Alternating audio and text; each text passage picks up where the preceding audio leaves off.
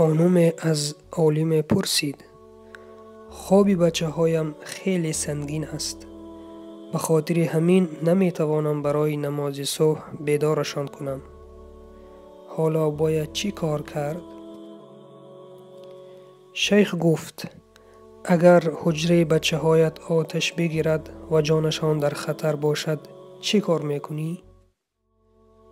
خانم گفت: آنها را بیدار خواهم کرد. شیخ گفت: ولی خوابشان سنگین است. چگونه آنها را بیدار میکنی؟ خانم گفت: بالله قسم، هر طور که شد بیدارشان میکنم.